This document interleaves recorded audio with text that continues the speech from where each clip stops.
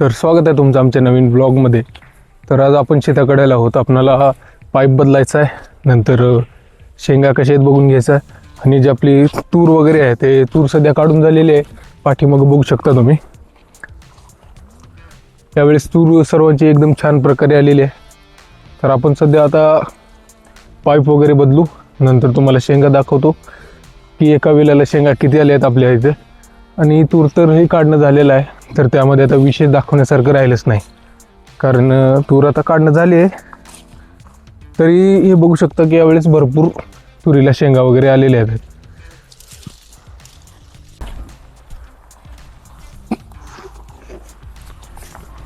तर असे 4 पाईप आपणाला इकडून तिकडे न्यायचं आहे आणि जोडवायचं आहे.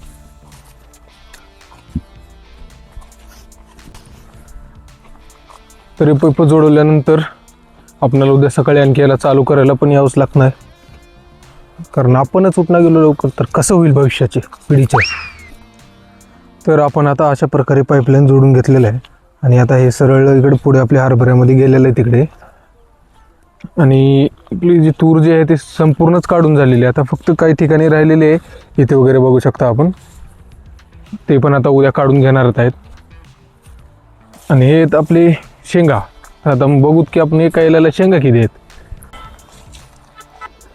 त्या अगोदर तुम्ही शेतामधलं वातावरण बघून घ्या, किती एकदम शांत वातावरण आणि एकदम निसर्गरम्य वातावरण आहे. शहरामध्ये असं वातावरण बघायला भेटत नाही, जिकडे तिकडे गाड्या, कॉन्क्रीटची बिल्डिंग.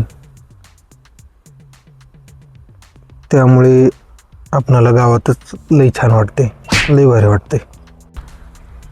तर सर्वप्रथम आपण इथले एक वेल काढू.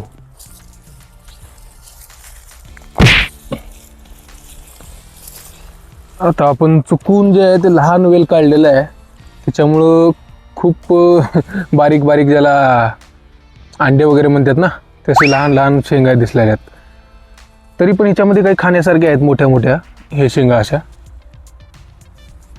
तरी म्हणावं तेवढं आणखी याची लागवड तर झालीच नाही, म्हणजे जेवढं आपल्याला अपेक्षित असते शेतकऱ्यांना की एका वेळेला तेवढे शेंगा पाहिजे. तर याच्यामध्ये तर तेवढं काही दिसत नाही विशेष. तरी आपण बघू त्याला कसं आहे.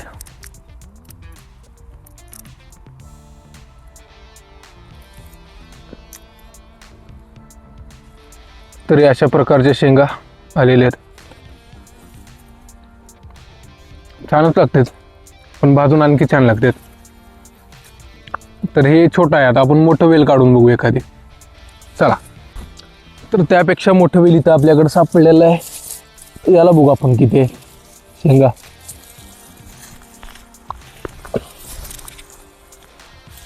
हां, याला बऱ्यापैकी जास्त आहेत शेंगा, आणि मोठ्या पण आहेत थोड्या. एक मिनिट, मी तुम्हाला जवळून दाखवतो. तर यापेक्षा याला थोड्या मोठ्या शेंगा आहेत, कंपॅरिझन करून बघू शकतो आपण. तर 2 शेंगाचे वेल उपसला, हे घरी कळालं तर मग अवघड आहे. तर यामधली शेंग जी आहे ते एकदम मोठी झालेली आहे, फुटत पण नाही. तर यामधली शेंग एकदम मोठी झालेली आहे. हे बेटर आहे त्यापेक्षा.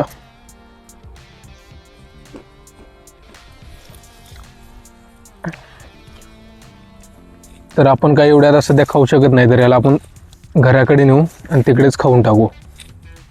तर सध्या शेतामध्ये प्रत्येक पिकाला पाणी वगैरे लागतच आहे. तर हे असं पाईपानं वगैरे त्याला पाणी द्यावंच लागतं, कारण पूर्वीसारखा आता पाऊस पण पडत नाही, कारण वृक्षतोडी वगैरे भरपूर झालेली आहे. त्याच्यामुळे आपलं जे वातावरण आहे पूर्ण ते डिस्टर्ब झालेलं आहे. त्याच्यामुळे आता काय, पुढे पाऊस हे ज्या वेळेमध्ये पडत होतं, एखादी पर्टिक्युलर सीझनमध्ये जसं पडत होतं, ते आता बघायला भेटतच नाही.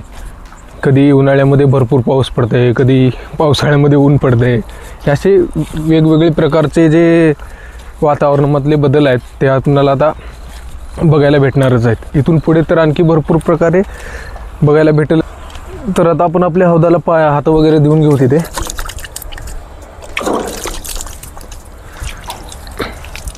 तर हे जे आहे आमचं आंब्याचं झाड आहे, याला कधीच आंबे लागत नाहीत. काय याला विशेष आजार आहे काय माहिती. तर हा आहे आमचा हरभरा. एकदम छान प्रकारे आलेला आहे आणि याला पाणी वगैरे जवळपास 2 पाणी आता दिलेलं आहे आम्ही, जवळपास 2 पाणी दिलेलं आहे हरभऱ्याला, तेव्हा हे असा दिसतोय. आणि हे जे आहे ते अगोदर पेरण्यात आलेलं आहे आणि त्याच्या बाजूला जे हे बघू शकता हे एकदम लहान आहे, कारण हे नंतर पेरलेलं आहे. कारण हे रान पहिलं वल्लं होतं खूप, त्याच्यामुळे याला पेरताच आलं नाही. जे त्याच्या पाठीमागचं आहे ते तेव्हा चांगलं पेरण्यायोग्य होतं, त्याच्यामुळे त्याला अगोदर पेरलेलं आहे. आणि हे जे आहे हे नंतर पेरल्यामुळं आणखी असं एखादी रोग लागल्यासारखंच झालेलं आहे. आणि हा आहे आमचा जुंधळा. जुंधळ्याला सध्या पाणी दिलेलं आहे. आता आजपासून हरभऱ्याला पाणी चालू करायचं आपणाला.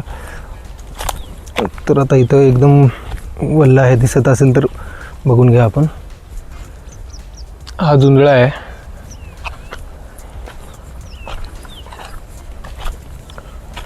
आणि थोड्या प्रमाणामध्ये कांदे पण लावून घेतलेला आहे, कारण कांदे खूप जास्त लावलं तर ते टिकत नाहीत.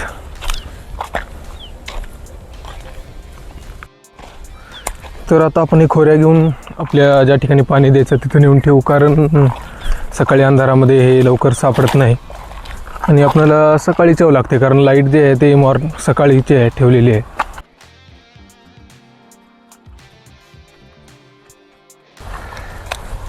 तर सध्या इथे एक बांध फुटलेली आपली, याला आपण दुरुस्त करून घेऊ. सकाळी इथून पाणी पुढे जाणार नाही तर.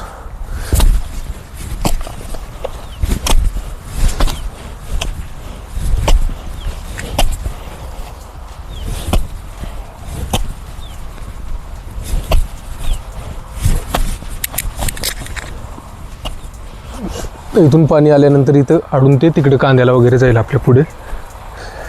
चप्पल पूर्ण भरलेला आहे आपला, म्हणून पाणी देते वेळेस शेतातले शेतकरी जे आहेत आपले चप्पल वगैरे काढून शेती करतात. तर आता उद्या सकाळी जे आपल्याला पाणी द्यायचं आहे त्याची संपूर्ण तयारी झालेली आहे. तर आपण काय करू, आता आपण जाऊ गावाकडे, कारण आता उद्या सकाळी परत यायचं आपणाला. सकाळी येऊन मोटर वगैरे चालू करून आपल्या हरभऱ्याला पाणी द्यायचं आहे. तर आजचा आपला छोटासा ब्लॉग इथंच एंड करूत. आणि आमचा रेग्युलर ब्लॉग तुम्हाला कसा वाटतो हे कमेंटमध्ये नक्की कळवा. आणि आपल्या अशाच रेग्युलर येणाऱ्या ब्लॉगसाठी चॅनलला लाईक करा, शेअर करा आणि सबस्क्राईब पण करून घ्या. चला.